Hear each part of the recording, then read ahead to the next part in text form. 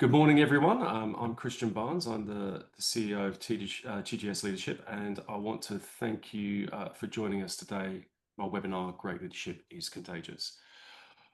For those of you who don't know them, I'd like to introduce our two founders who will be leading the webinar today, Dr. Paul Phillips and Peter Griffith. Dr. Paul, as a psychologist, has worked with sports stars and media celebrities and business executives, really focusing on, optimizing their well-being and also, helping them achieve peak performance. And Pete has apparently 275 years at last count, dog years, as a leadership coach, consultant, and researcher. But before I get into them, just a sort of little bit of housekeeping first. The webinar will last approximately an hour, and we'll have time for Q&A afterwards. Everyone's on mute for the moment. The webinar will be recorded. If you can put your questions into the chat, that would be fantastic. And at the conclusion of the total event, we will share a copy of the recording plus questions and answers that have gone into the chat. So with that, I'm going to hand you over to Peter and Paul. Take it away. Great. Thank you, Christian. And Paul, great to be with you again, and great to see so many familiar faces, and great to have some new faces with us today. So yeah, greetings from sunny Sydney and snowy Jindabyne. And Christian, I think you're in Bali, maybe Singapore today. Got a few different locations covered. So welcome, great to have you with us. So whether you are a leader who's looking to create great emotions and positive contagion and stop that friction and frustration spreading to your team and the customers, or whether you are a HR professional or a recruiter or a coach or consultant who's looking to do more targeted interventions to create great leadership, we believe there's going to be a huge amount of value for you in today's session. So as you heard from Christian, Paul and I come from very different backgrounds. We met about 15 years ago at a CEO's forum. And I come from the world of strategy and skills and point of view, so developing capability. And Paul comes from the world of science and data. So we're gonna talk to both of those today, the ability to measure what you want to manage and take really positive action and positive interventions to create great experiences. So you need to test for that. So the importance of good data helps you make good decisions, because when you know better, you can do better. So we're going to talk about tools and instruments. And as Christian said, as we go through, please put your questions in the chat. We'll stay back and we'll answer as many questions as we can. We'll also provide you with a list of questions and the answers after the session. And again, we'll send the recording. So our agenda today on stopping the spread. But if it's positive, we want to spread good emotions across the team and to customers. We're going to start with why measure contagion factors, why it's important. We're going to talk about what to measure. Paul's going to spend a lot of time on, can you trust the data? You need good data to make good decisions. How do you measure containment factors, strategies to eliminate any friction or frustration that customers and your team might be feeling? And then we'll wrap up and we'll do some Q&A. So we're going to start with the why, in the words of the great Simon Sinek. And while we're focused on great leadership, and we're going to spend a lot of time on that. If anyone's been on LinkedIn lately or on the socials, you see a lot of stuff about toxic workplaces and toxic leadership. And there are hundreds, if not thousands, of posts and articles. And there's lots of scary headlines and general advice. And the interesting thing is, a lot of it gets put back on the employee to do something about it. Here are the strategies you can use. And I just think that's ridiculous. Leaders have to lead. And it can be exhausting and exacting to be a leader. You have to get it right a lot more than you get it wrong. But the reality is, very few leaders wake up in the morning and say to themselves, you know what, I'm going to be genuinely evil today. I'm going to lie and cheat and steal and abuse people. But sometimes unintentional behaviors can lead to unintentional sabotage. And what we know is that great leadership is contagious. However, if you look at work by the Gottman Institute on the impact of negative interactions and negative communication. And this is backed up by work by Elaine Hatfield and her team over the last 30 years, some of the leaders in emotional contagion. And what we know from the Gottman Institute is that negative interactions and negative communication are 500% more impactful than positive ones. So what that means is, as a leader, you have to give 5 bits of positive interaction, positive communication, just to counteract that one negative piece, just to get back to neutral. So it can be really infectious, these negative bits. You think of yourself as a leader as patient 0, and it spreads out. And if it's negative, it's even more contagious. So leaders need to get it right. That's the heavy burden of leadership. And there are careers at stake, and there are even lives at stake. And there's huge financial. It's not just about the well-being. There's a huge commercial benefit to all of this as well. If we look at research by the London School of Economics as one example, that if you talk about the customer experience, and we're going to talk a lot about customer experience today, but be very clear that can be stakeholders. You can have internal customers, people you need to service. You might not lead teams of people dealing directly with customers, but you might be leading teams of people who are helping people who are leading customers. But no business exists without customers. And it's really well documented that a 7% uplift in customer net promoter score, customer advocacy, drives a 1% increase in company revenue. And it can go the other way as well. So it's vitally important to have good tools to identify, what good looks like. So I'm gonna hand you to Paul. So that's a little bit about why this is so important. But we're gonna talk about what to measure and can you trust the data. And Paul, when you and I first met, I was using lots of tests, and you talked to me a lot about just the importance of knowing what the test is testing and can you trust the data. And often it's fair to say that a lot of tests are the sum of subjective estimates. It's my identity, what I think of myself as a leader, and then what other people think about me. So it may not be who I actually am, and none of us have perfect insight. So we built the grayscale, which is our test.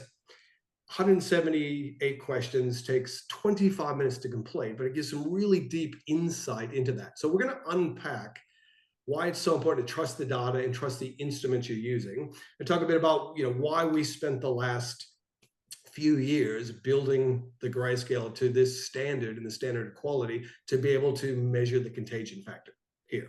So let's go over to you, Paul, and talk about the importance of good data and being able to trust it. Thanks, Pete. So for those of you who don't know me, I spent the last decades, that's a plural, S on the end, and that hurts, that's a very painful S, working in and around medico-legal, having to get it right at that highest level. And this is where I come at this from, is that it's not okay if it's somewhere near the truth or the facts. And one of the things that we know when we're dealing with data, and those of you that aren't data scientists, I'm going to be talking to you here, data scientists, you might notice some of my language is a little bit less technical. So when you gather a bunch of data, you don't know what's noise and what's real, what's actually what you'd want to be looking at and what's just stuff that's there at the same time. And this is the problem. Most data comes in at this big lump of stuff. And you need to know which is the fact and which is fake, what actually matters and what's irrelevant. And the only way you can do this with any lump of data is you've got to have a filter. You've got to be able to filter out the noise, okay? And this is really important.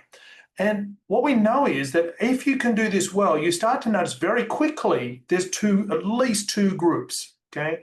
There's those that are based on fact, and there's those that's fake or noise data. And we need to get rid of as much of that fake as we can. That's really important, because if you don't get rid of it and it's incorporated in your stuff, then all of your stuff's wrong. It's as simple as that, okay? This is the really important step, that good data management is about good filtering. Okay, that's the first thing to think about. If we can do that well, we pull them apart even further. So notice that overlap, that really faked or fact bit you don't know, gets smaller as we pull it apart. So this is when we're looking at medical tests. We're looking at things that are going, hey, we need to know, do you have COVID or not? There's no point if I don't know, all right? This is what really matters, is pulling this apart. Now, what we've spent the last 8 years doing, I've been working on this for more than 8 years, but at least the last 8 years since we founded the company, is getting this little bit smaller and smaller and smaller. Now, we've got it to the point now where I can tell you, and we've run this against 10,000 fake data sets, we pick up 99% of them. 99% of 10,000 data is fake. We can tell you it's fake. Those of you the data scientists go, oh, that's cool, Paul, but how much are you getting wrong the other way? And here's the cool thing, 97% of real data shows up as real data.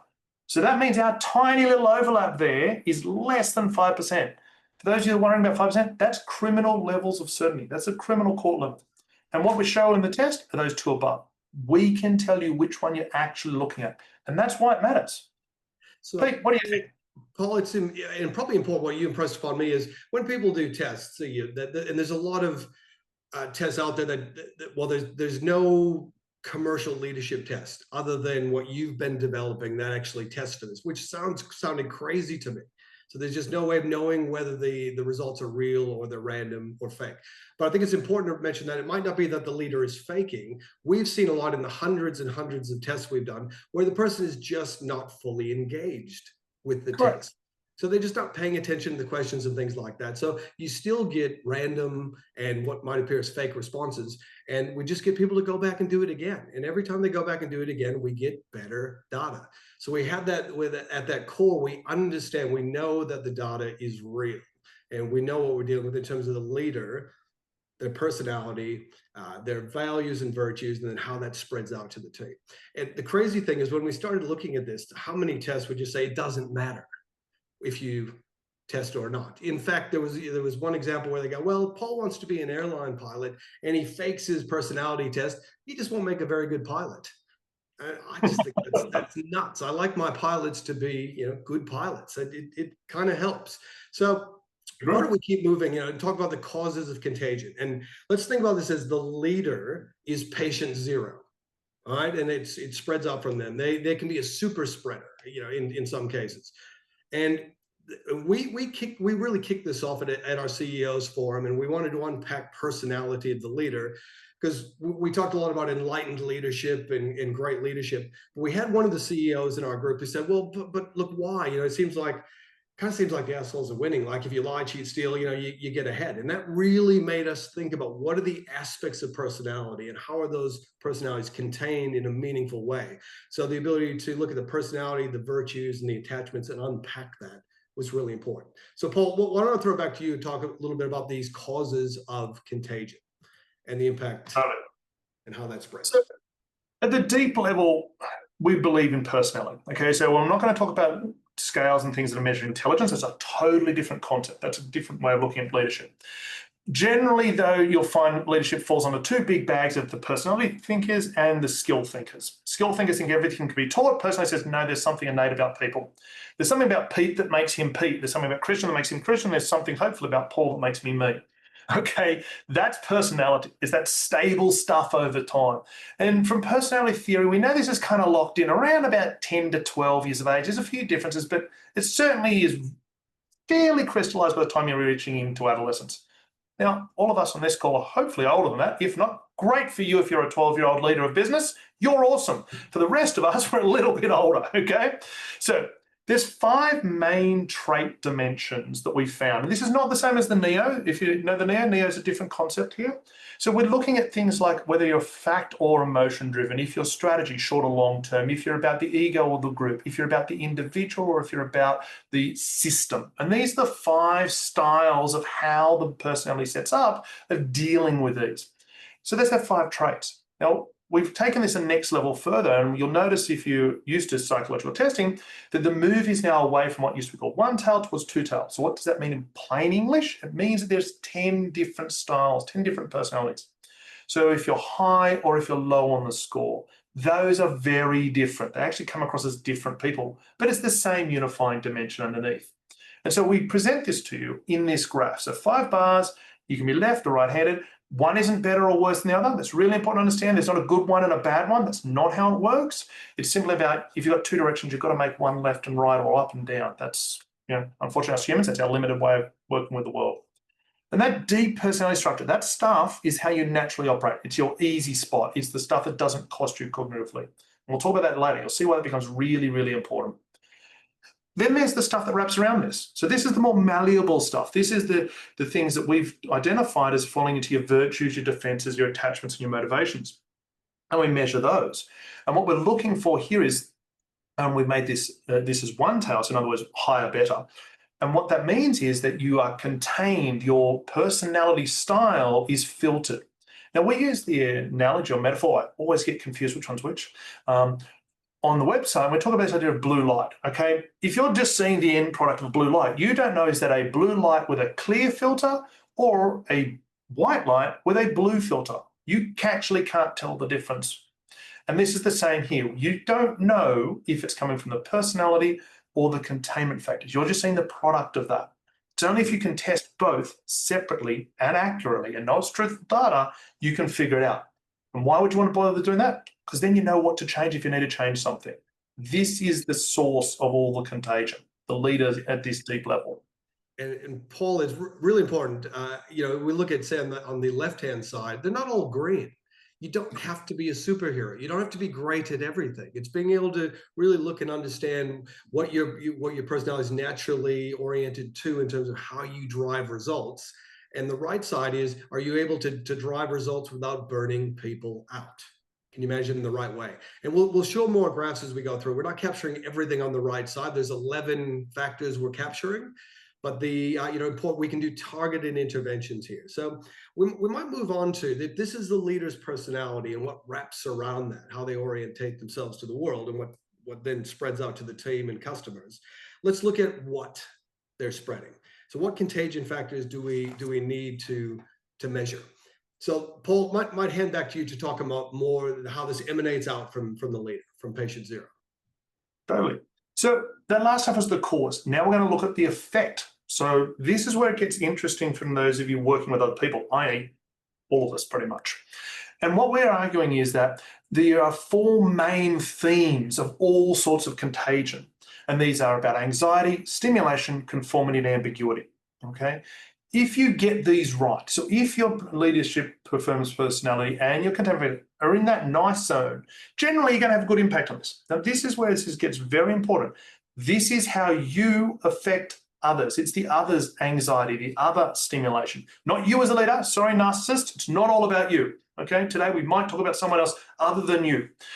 Okay, this is what's really important, that we're measuring how you affect your team, how you affect, influence, and drive productivity.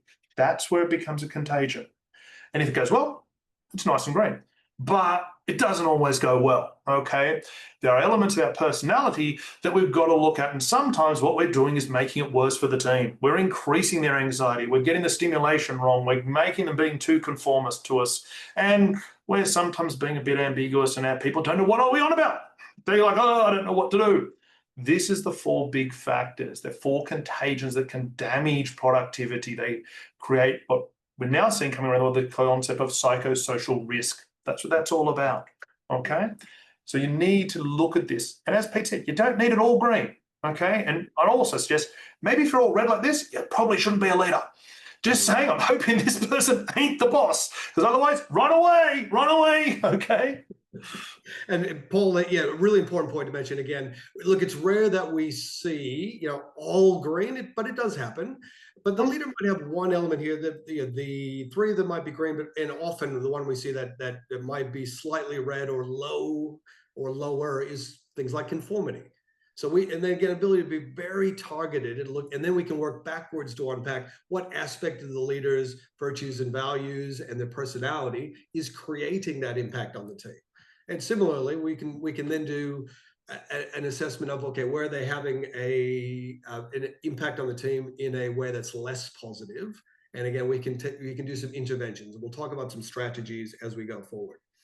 So again, I think the interesting thing here, the way you built this is that, and it's the only test that actually measures this. Most of your other personality tests will tell you, yep, this is how you see yourself and your identity, and this is how other people see you.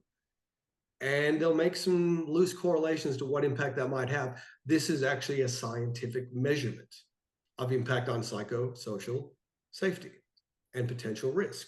So we might move on, because it's the spread to the team and then to the customer is a really important factor to look at, how that friction and frustration can spread. And you talked to me, we drew here on the idea of problem solving. Business is a problem solving machine. So whether you're solving problems for other parts of the business or you're solving problems for customers or the community, and this is drawing, Richard Branson talked a lot about this, Jim Collins in Good to Great, and the idea of the flywheel. Everybody needs to be, keep things moving, and you need to create momentum around it. But we wanted to be able to measure that as well. And we drew on inspiration from a couple of great doctors. I remember the story you told me about Dr. Popper and Dr. Seuss. Two great doctors. Okay, so Dr. Popper was the father of modern science. And what he said is he moved us on from 400 years of traditional science to this new concept we call falsification things. Essentially what he did, and this is why it applies to business, is he made science iterative. In other words, you start with a problem, you come up with a theory, you error eradicate, and then you come up with the next problem, and then you go again, and then you go again. This is an iterative process. This is exactly like we do in business. So what we did is we brought the thinking over, and we found that if you look at it from a business point of view, that, next slide, Pete. Yeah, sorry, Paul, there we go. Okay. So what we found was that you've got four main processes that you need to identify what the problem is. Okay, what is it you're trying to solve? You need to understand it. So you've identified, you need to understand it a bit better. Then you need to choose and decide and go, okay, what are we going to do about this? Then you need to actually do something. Funny that. Best laid plans of mice and men don't really happen to either of them. And if you're doing this well, it moves well. You solve the problems. Now, that's the intellectual version. The Dr. Seuss version is one I like, and that is you pay your team to think the things you cannot think. Okay, that's the deal. That's why they're solving your problem. If they're able to think a think you can't think, they get to solve the problem. If someone doesn't think a think I can't think, I don't care. I'm not paying them. They didn't solve my problem. This is the same for every customer out there. You've got to have your team being able to think those things.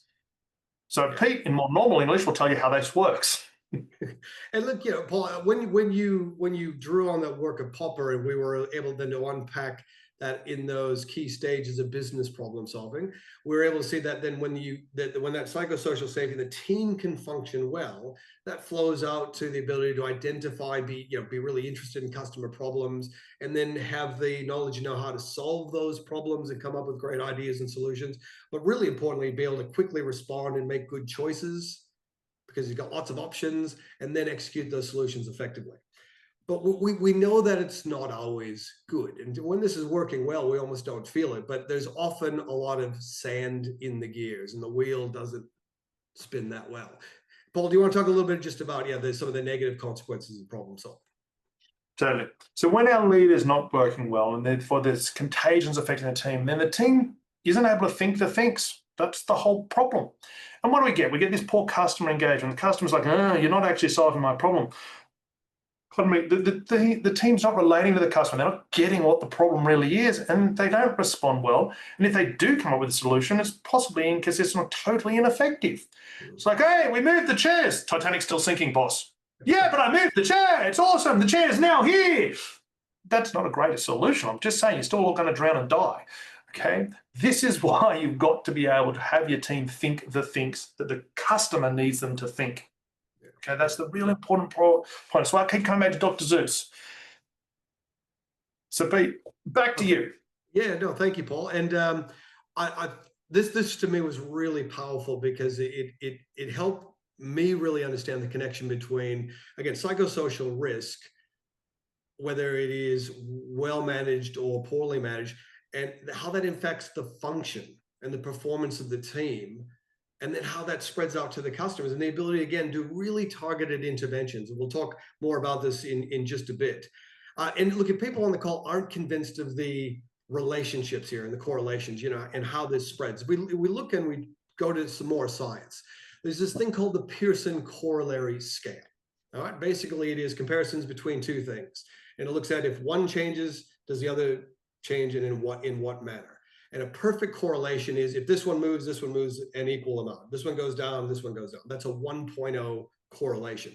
But Paul, as you've explained to me, very few perfect correlations exist in the world. There's always lots of contributing factors, or at least a few. But if we take a really simple list to give some sense of how much leadership matters and how much that flows on, here's a sample of paired items from the Pearson corollary scale. And I just want to draw your attention to number 1 for everybody on the call. And keep putting questions in the chat if you've got questions. But you look at temperature and proximity to the equator. When I first saw this, I went, well, sorry, it's got to be 1.0, right? Because you get close to the equator, it gets hotter. But that's not the case. There are other contributing factors, prevailing winds, altitude, proximity to large bodies of water, all those things are contributors. So as a leader, yes, there are other factors. There's the current market conditions, and there's pay and performance, and there's policies and procedures and structure. Yes, there are mechanics, but it's the leadership dynamic that has a huge, the biggest impact. And you look how closely correlated leadership capability and employee net promoter score, employee advocacy are to that first item, temperature and proximity. So it shows you how powerful that correlation is. And then you go just below that, the employee advocacy and customer advocacy. You don't get great customer experience from unhappy people. And if you take an ibuprofen to make your bung knee feel better, well, look, good luck with that. But the correlations here are really, really powerful. So we're going to move on to our next part of the session, and we're going to look at how to measure these contagion factors. We're going to look at those 4 items Paul showed you before: anxiety, stimulation, conformity, and ambiguity. And then we're going to talk, as we go through that, about strategies to mitigate friction and frustration. So if you're a leader on this call, these are some really practical strategies that you can implement for your organization, for yourself, for your team. And if you're doing interventions with leaders, this ability to measure the leader and then be able to apply some practical strategies to do better coaching, to create better support for them is vital. So we're going to start with anxiety. And we hear a lot about this. My kids all talk about anxiety. It's okay to talk about your anxiety now. The #1 pop song is anxiety. There's a lot going on, but there's a compounding risk of anxiety. And if we look at data from ComPsych, which is a US firm, and their analysis of requests for mental health assistance in 2023, there were 300,000 requests in 2023. 24% of those requests were in relation to anxiety. It was the #1 presenting issue. Compare that with 2017, it didn't even make the top 5. So it's compounding all the time. So there's a significant risk for leaders in business. So we feel it and we talk about it, but we don't often understand it that well. We certainly don't understand the real impact it has in business. So Paul, let's unpack it a little bit. Now, what stuck with me, because it's actually tricky to understand, what really stuck with me were a couple of your stories, in particular, the bear story. So Paul, I might throw to you to help us understand this a little bit better. Totally. Thanks, Pete. So the bear story comes from trying to explain anxiety to non-people, because us shrinks, we like our big words that are partly Latin, and we actually used to call this psychasthenia. It's clearly, obviously, easily understandable word for you, not. So psychasthenia is where this comes from. This is what we used to talk about as anxiety. Now we call it anxiety. I'm going to unpack, though, why it's not just fear. Fear is a universal, normal emotion. Anxiety is not. Angst is that whole thinking and fear. You're thinking about it and you're feeling it. And then you got the whole somatic stuff, the dry mouth and the sweaty palms and the sort of feeling in the body. That can all happen with fear. Here's the thing that makes anxiety different to fear and why it's not the same beast. So if you're on the TV show Alone and you've got a massively super secure tent that's like about 5 mil thick of canvas, protecting you from a 300-kilo bear on the other side of it that can literally rip your arms off, feeling fear is probably a good idea. I'm just going to say to you, I'd be more worried about if you're like, no, I'm totally calm. It's all good, man. What's the problem? That's probably not a healthy reaction. So fear is when there is a real threat. There is something there that can harm you, okay? And all of those things can be going on. You can be thinking about the fear. You can be feeling about there and fearing it. And you can be worried about it. You can have all that. That's still all normal and rational. Here's where anxiety is different. If you're behaving exactly the same, having that exact same reaction, but you're sitting on the 50th story of a beautiful building, you're in a penthouse, you're drinking your Mai Tai, there's no bear outside, there's no bear even ever been in the country, and you're thinking there's a bear and behaving the same as on that island, that's anxiety. And the key difference is that disconnect from reality. You're having a reasonable reaction, but not to something that's real. You're reacting to something that isn't there. And that's why anxiety isn't the same as fear. It's like, hey, you're doing all of this, but there ain't a reason to be doing it. That's the difference, that disconnect from reality. And Paul, you this excessive worry, you get people who are thinking about and worried about things that are highly unlikely to come to pass in the workplace. And so they're focused on their own problems rather than focused on problems for the business and the customer. So this is a massive problem. And it's often, another story you relayed to me is it's often the lack of accurate information. Silly as it might sound, a leader might have to say, guys, just remember, there are no bears on this 25th floor apartment, by the way. But it's you see organizations that do a great job of providing their customers with accurate and timely information. I can know exactly where my pizza is and where my Uber is. And they do this so that they don't have to spend resources. People ring up, where's my pizza? Where's my taxi? What's going on? Because that takes time, money, and creates friction, and it erodes trust. So they do this at a customer level. They provide accurate and timely information, but there's a gap in doing it for the employees. Paul, do you want to just talk a little bit more about this, the lack of timely and accurate information, the impact on anxiety? Totally, Pete. So as I just said, the catch with anxiety is that disconnect from reality. So the way you start to solve this as a leader is you get the person connected to reality. Duh, this shouldn't be great insight. I mean, you shouldn't need a PhD to figure that one out. So here's the deal. Accurate, timely info allows the person to reconnect to reality. So therefore, their actions are going to be on reality, i.e. they're going to go down and stop the boat sinking. They're not going to be worried about the deck chairs, or the color of the deck chairs, or how do we feel about the deck chairs. They realize that's not the reality in front of them.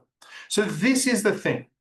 If you're connected to reality, to the facts, by accurate, timely information, then you can actually operate on them. Your actions take action in reality. They can change that reality. And this is why it really matters. And it's your number one thing as a leader to be able to provide is accurate, timely info. The quantum of information is what matters here. Yeah. And this, there's some really important lessons for the employee experience here, and it's critical to measure it. So, Paul, let's look at leader A, and then we'll compare that with leader B. But let's unpack a little bit about, again, how these things come together. And you've highlighted the elements here. When it's all working well, it's working well. But let's talk about how that flows onto the employee. Totally. So and the team. Everything's going well, the leaders are functioning well, that's all happening. This is the contagion knock-on. This is when it becomes, to me, becomes more interesting, because this is the effective leadership.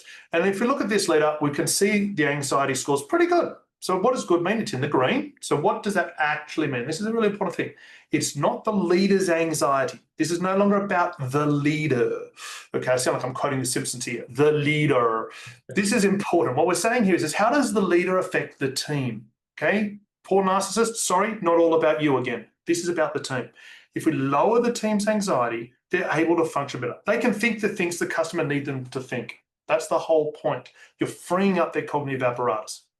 They're able to be interested in the customer's problems. They're able to actually make quick decisions, and they're able to plan it. Real simple example. If boss doesn't tell you when the delivery truck's coming, well, you don't know. So, but if you know that it arrives on a Wednesday morning, it'll do this suburb and this time, you can provide that well-planned, customer-centric solution. And this is why accurate, timely info is your best solution.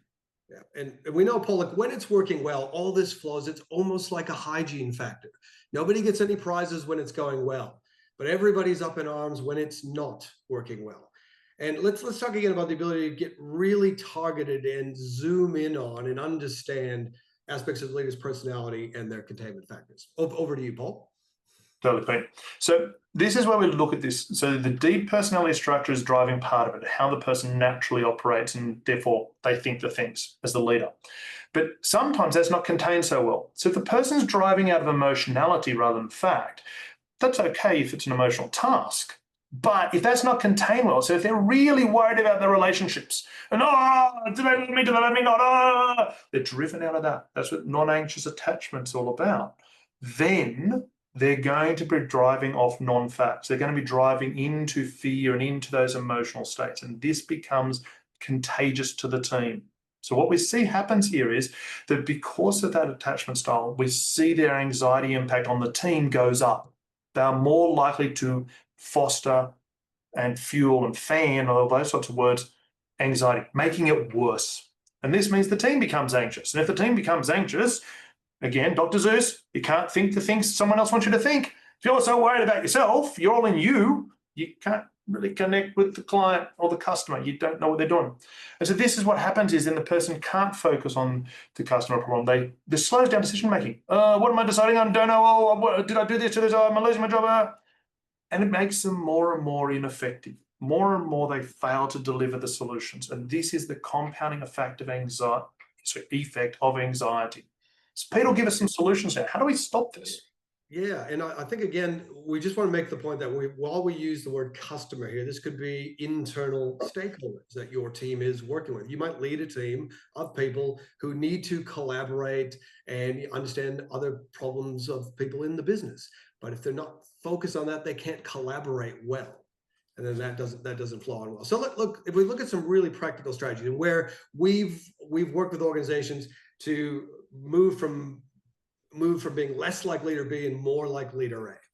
Now, really fortunate, I spent a number of years. This one's straight out of the playbook of Jeff Bezos and Amazon.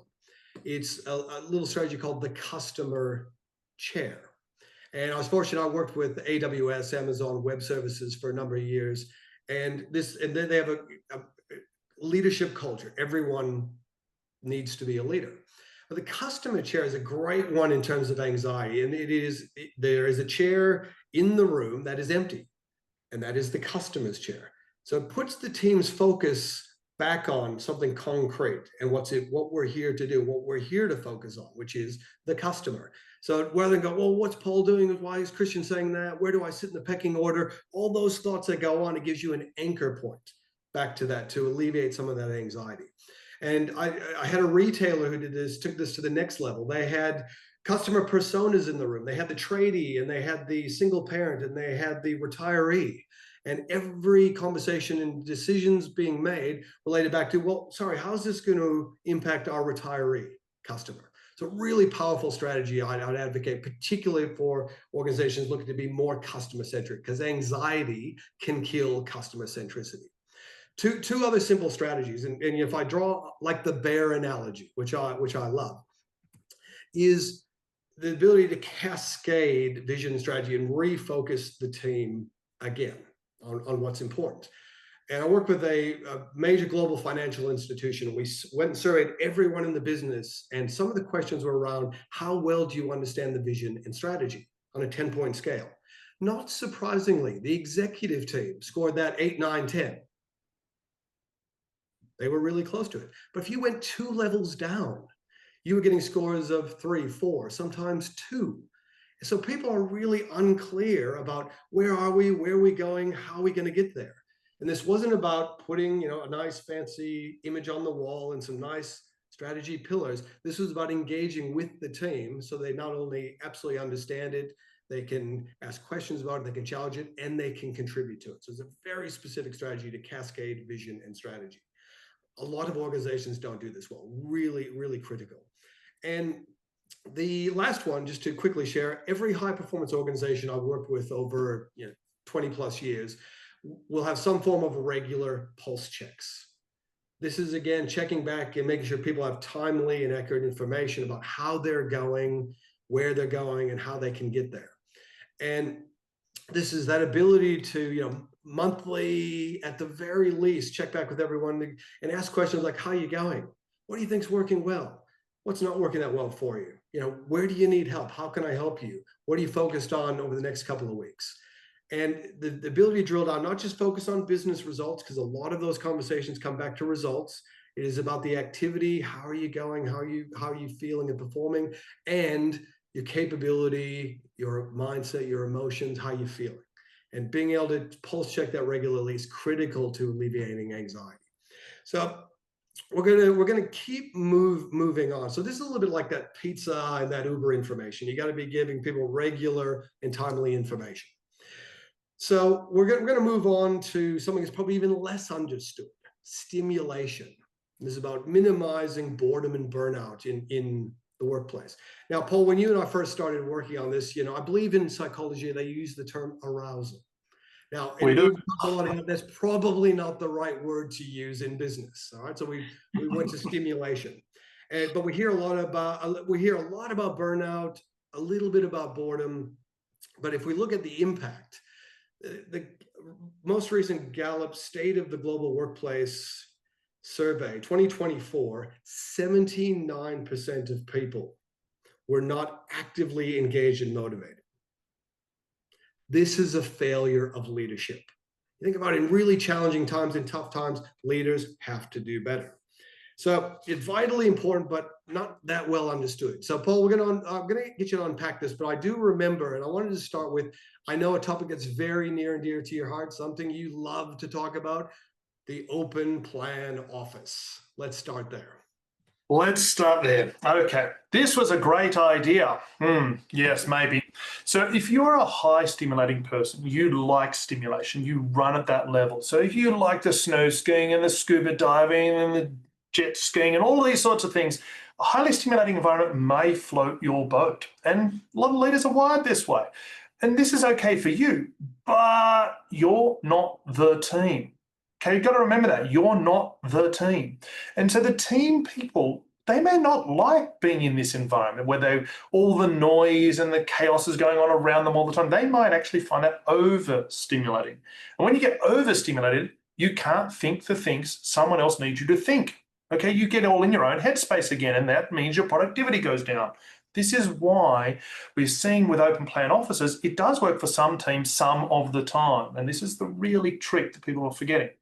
That stimulation and task are like scales, okay? They're pendulum, scale.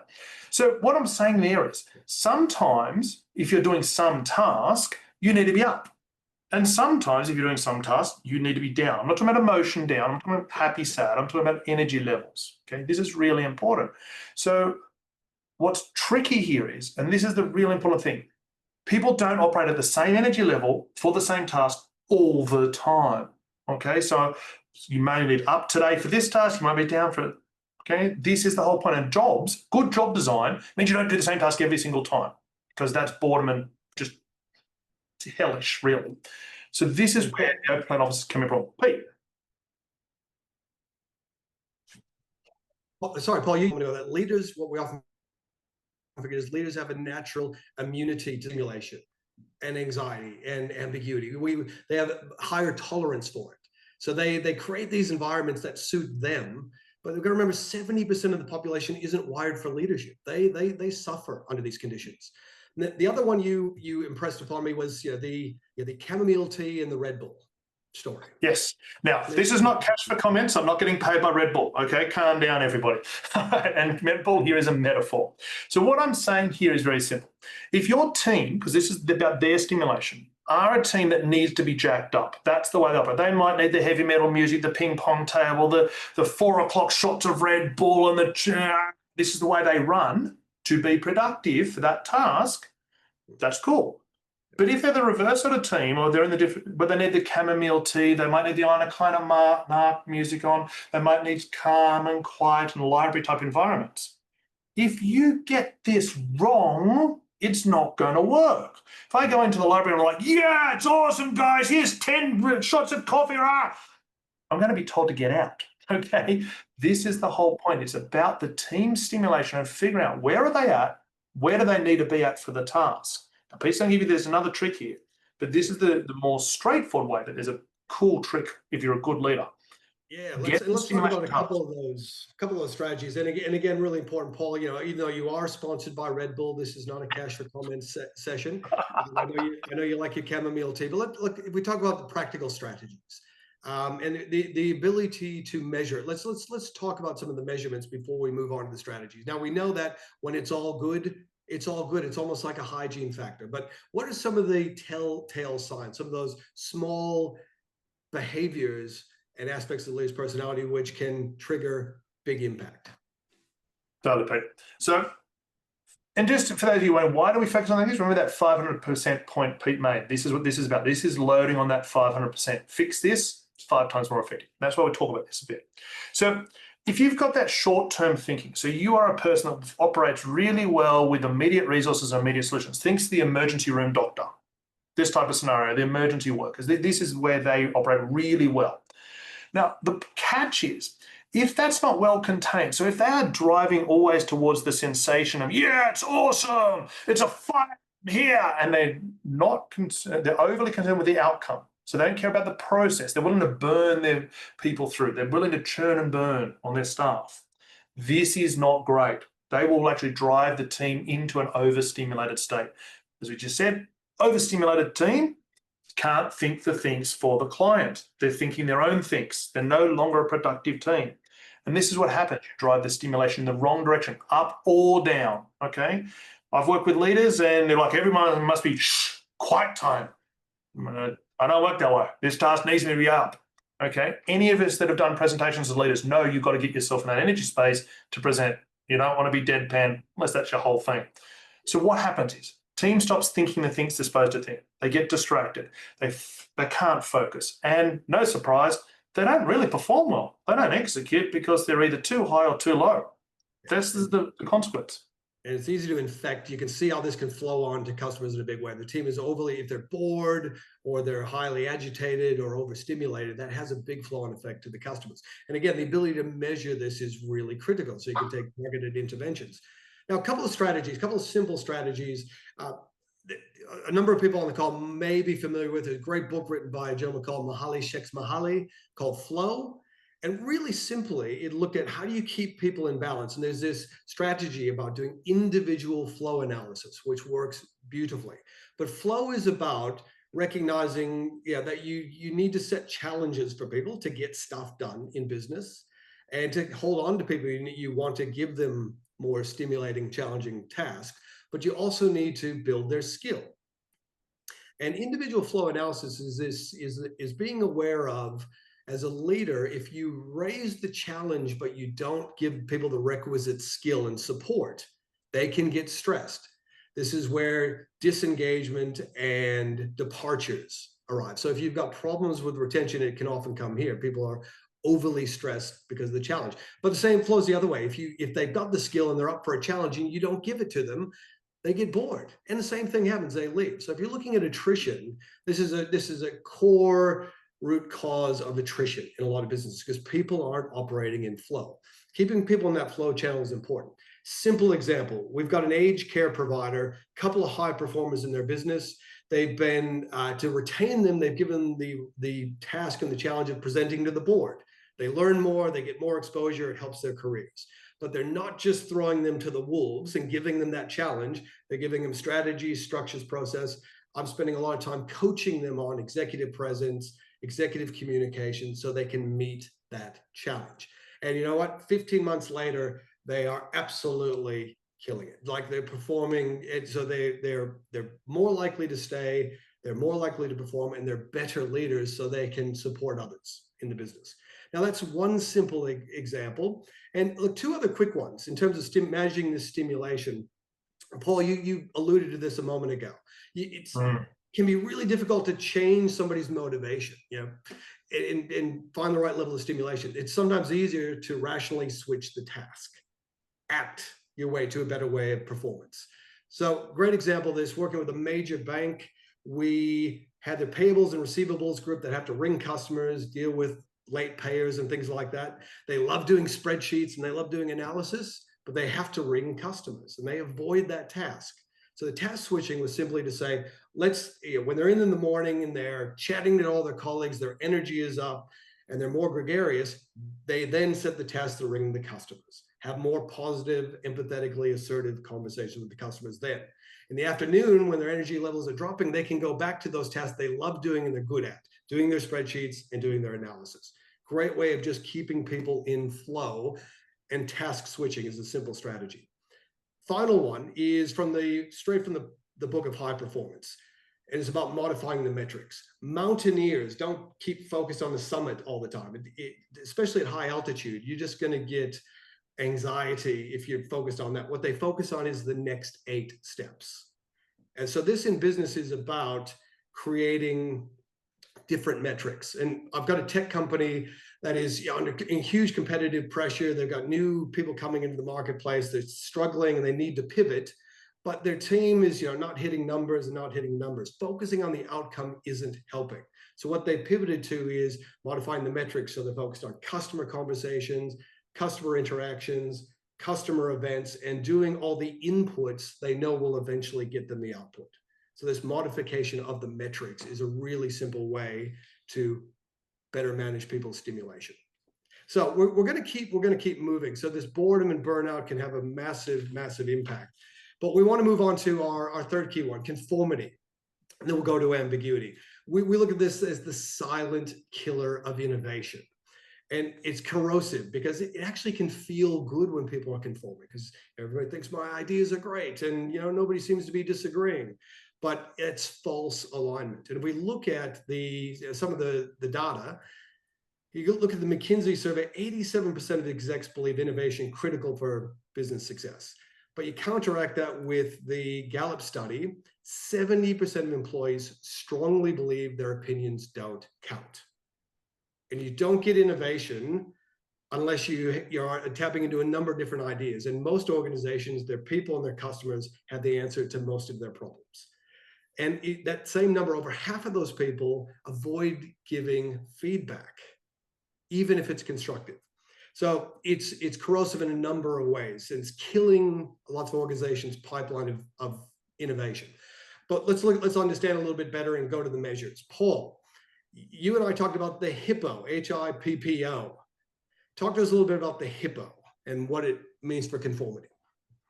Totally, Pete. So the hippo, apart from being a really cool animal, is actually the idea of the highest paid opinion in the room. And this is this idea. So in the medical legal world and the legal stuff, we talk about logical fallacies, and this is the idea of appeal to authority. I know because I'm me. Yeah, no. Okay, that's not how knowing stuff works.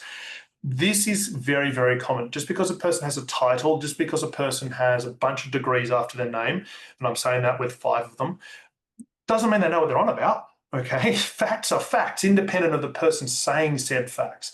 And what happens with conformity is it's the person saying it you defer to rather than the fact itself. And that's a real danger.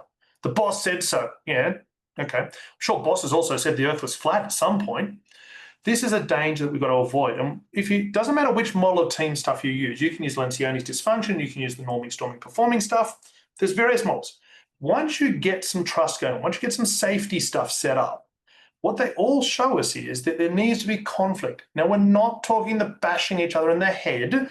Okay, no. And we're not talking about psychosocial risk stuff or bullying. What we're talking about is conflict of disagreement of ideas. It's really important. What we're talking about here is an epistemological, big fancy word, difference.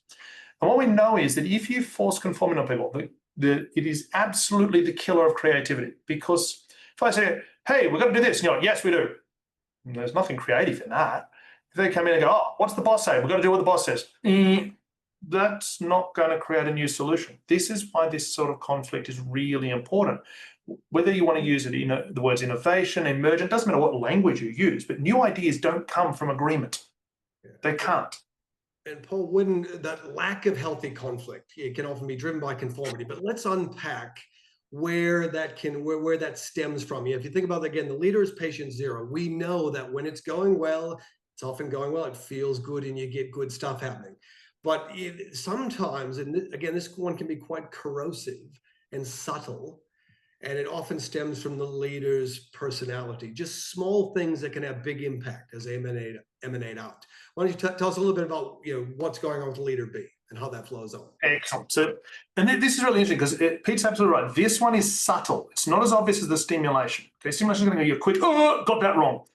This isn't. So what we know is with people that are focused on the system, but they're focused on preserving the system, this is a really good CEO, COO styled position for the incumbent. Okay, the business has been around for 100 years. They are the big ship. Okay, that's the deal. Their job is to stay on target, stay on course. Okay, this type of personality works really well for that scenario. However, if they're also got very low levels of non-defensiveness. In other words, can't take on feedback. They're like, oh, it's always everyone else's fault. The catch is that if we need an innovation moment, if we need to do something different because we've been doing it the boss's way and, well, that's got us in the problem, the catch is if they can't take on the feedback, baby boss, we don't need you or want you in this situation, you're actually the problem, then they're going to force conformity. They're going to come into that meeting and they're going to, again, force their opinion, and that's how we got here.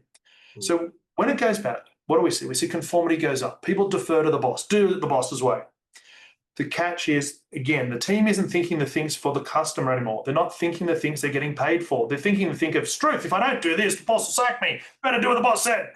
They aren't actually going to create anything new. Nothing new comes out of this. What we see is lack of discussion. They can't debate new ideas. There's no concept of innovation. There's no emergence. Ends up happening very poor planning because got to do it the way the boss said. That's it. Paul, if we take that, you talked about that defensiveness, and if we unpack some of the strategies to mitigate conformity, because this is really corrosive, and we see this show up in a lot of leaders. If there is one Achilles heel for a number of the leaders we've assessed, it is conformity, and it's often driven by small things that are having big impact, and that massive flow-on effect. But defensiveness is really down to the retraining yourself as a leader around feedback. So we often hear the term that feedback is a gift. Now, you might even put it in the chat. Anyone on the call ever done development work, done workshops on giving feedback? Yeah, probably lots of people. Yes. Okay. Has anyone ever done a session on receiving feedback? Completely different skill as a leader. So what we focus on is developing the mindset and the skill set of the leader to genuinely take on board feedback, to be able to process that feedback in a meaningful way, and then incorporate that into actions and decisions. So you get more collaboration and emergent thinking. Now, and finally, and then we're going to move on to ambiguity. Healthy conflict, Paul, you touched on that before. Whether, lots of people know Lencioni's model, and lots of people know Tuckman's model around forming, storming, norming, performing. But healthy conflict requires the leader and people in the conversation to be assertive and courageous, put their point of view forward, but also curious and cooperative. But here's the thing: if you got a room full of people where nobody is either of those things, you just avoid everything. You do see organizations where this happens. Nothing happens because there's just no way. But you do see where lots and lots of, Paul, what are you thinking? Christian, what do you think? What's going on? And if we all agree, if we all just ask lots of questions, we get curiosity paralysis. The most common and corrosive thing is the leader being overly assertive and competing effectively to be the loudest voice in the room, speaking first and speaking last, my way. Now, this kills innovation. However, most leaders are aware of this, so they dial it back. So they start to compromise, and they split the pie. Let's take a little bit of your idea and a little bit of my idea and put them together. But they treat it like a zero-sum game. And they treat ideas like a zero-sum game, and ideas aren't finite. So you don't get innovation here. What you need to do is be able to develop the skill set and the mindset for people to truly collaborate, because ideas are elastic. You can grow the pie. There's an innovation zone. And when people have this ability to really do both the courage and the curiosity bit over an extended time, you get emergent thinking. And that's when true innovation comes into an organization rather than just iterative improvements. Now, we're gonna move on. So we'd recommend this model for any organization. Our last one, before we open it up for Q&A, is ambiguity. Now, it's ironic that ambiguity would create such clear problems for business. For the Harrison Ford fans, it's the unclear and present danger. And a couple of key reasons why. If you look at the Gallup report, employees that lack clarity, that don't have clarity in their roles, are 91% less likely to be engaged. You don't have clarity in your role. But you contrast that with the HBR study, 58% of employees are unclear how their performance is managed. This is amazing paradox going on. So, and it has, again, a huge impact. So it's important to understand it. But again, leaders have high tolerance for this. They deal with it better than their teams. And Paul, I remember when you talked to me about this label that appears on lots of stuff as a good example of ambiguity. And do you want to just unpack this a little bit for us, and then we'll move on to the measurement strategies and then go to Q&A. You're on mute, Paul. Ah, there we go. Christian has the power. It has to happen once in every call, doesn't it? I'm sure my wife would love that button installed on me, Christian. Okay. So absolutely. Shake well before opening. Okay, we've all seen this. We've all picked up a bottle and we all think we know what this one means. And not really. So we all assume the well has to do with the shaking. Shake vigorously before you open this. However, actually the way it's written, it could also apply to the before. Shake this long before you open it, okay? Because there's no comma, you actually cannot be certain what the message really is. You might say, Paul, yeah, you're a shrink, you worry about this stuff. Cool. There's a business in Canada that didn't worry about this stuff. They put the comma in the wrong place, went to court, cost them $5 million because the judge said, man, that can be interpreted both ways. This matters, okay? Being ambiguous can kill your business process. Pete's found this beautiful sign, warning. Okay, we're going to put up warning signs. Awesome. What does it mean to proceed with the appropriate level of caution? Who's judging my appropriateness of caution? What is the appropriate level? Do I need a HVAC suit? Do I need a helmet? Do I need a high vis? Do I need to just look up? What does this even mean? And then proceeding how? Am I supposed to continue to be assessing? What do I do here? Here's the real catch with this when you communicate ambiguously. You're going to get at least 3 results. 1, the group of people that get it the way you thought you meant it. Cool. They're on task as far as you thought as a leader. Group 2, they get it the opposite way to what you meant or something totally different, and they're off doing something you had no idea was even happening. Group 3, don't know what to do and get into paralysis. They're just the whole, don't know what to do, and they just shut down.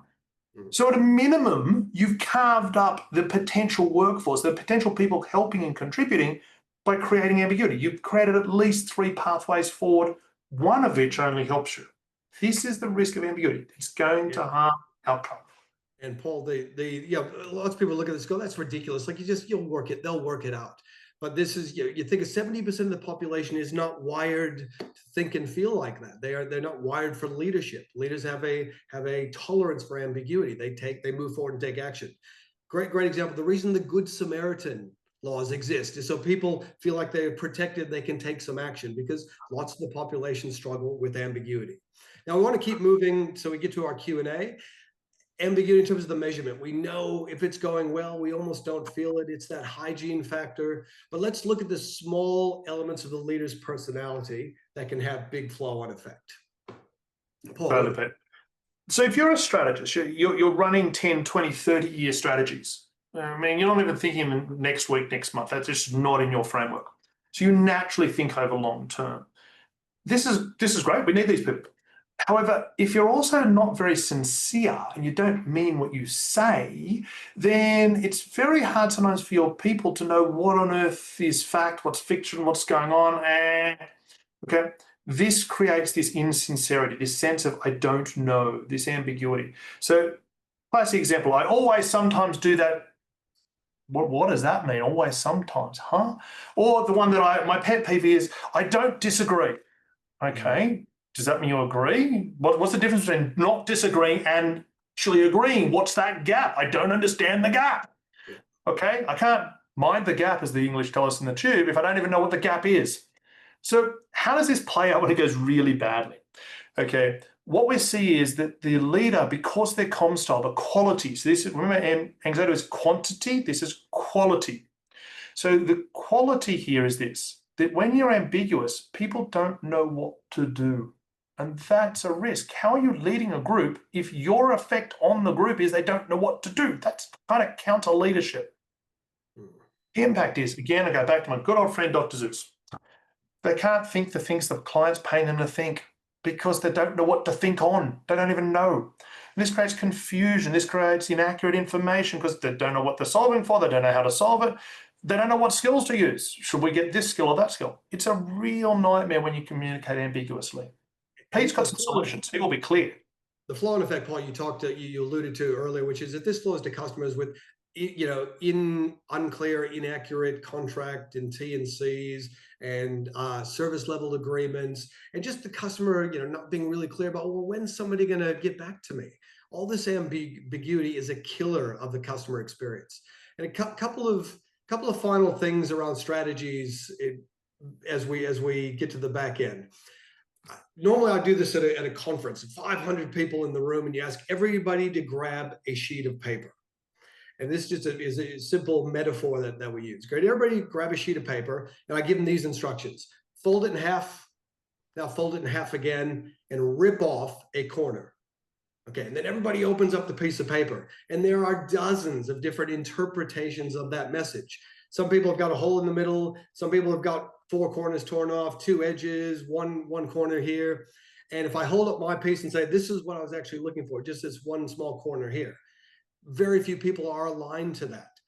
And the strategy we're always talking to leaders about to strip away some of this ambiguity is a little thing called the woo-hoo, which means I don't just tell you what to do, I tell you why you're doing it. So I give you some context, I give you clear guidance on how to do it, step-by-step instructions, and I tell you the outcomes. Because if I do that paper tearing exercise, I tell people what to do, but I also give them some context about why. And then I give them step-by-step instructions. And I say, if everybody gets this result here, and I show them, I have to say, if everybody gets this, I'm going to give everybody in the room $20. You get huge engagement and better understanding.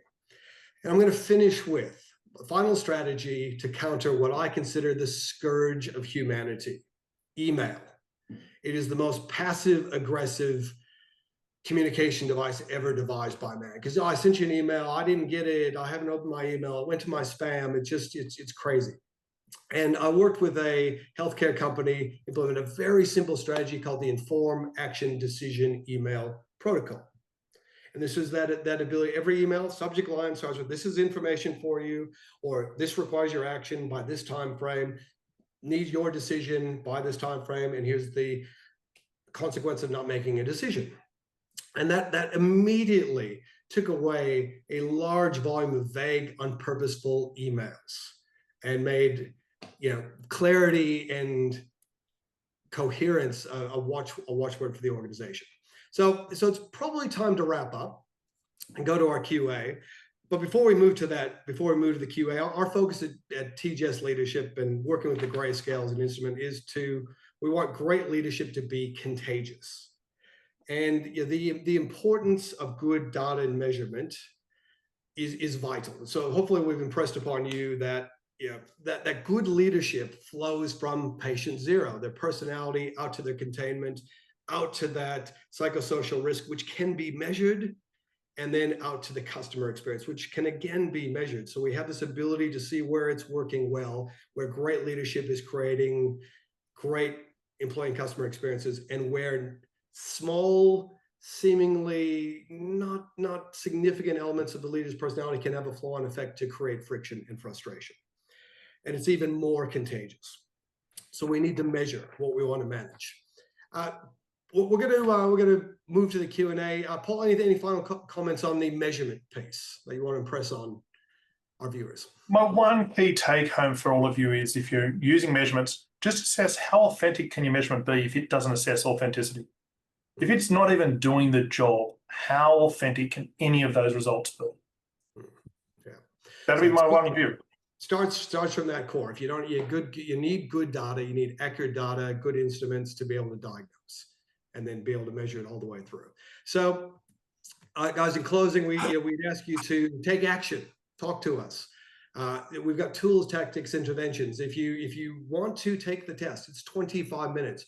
Most of the leaders we've talked to, and some who have been in leadership for decades, and coaches and consultants who have coached leaders who do the instrument, will tell us they get a huge amount of insight. And some people have said about 25 years of insight in 25 minutes. This is stuff I wish I'd known decades ago. So if you want insight straight to your inbox, catch us here. If you want to join our community on LinkedIn, please do. And if you'd love to have something like this, a tailored version of this for your team in a workshop, an event, or a keynote, we're happy to talk to you about that.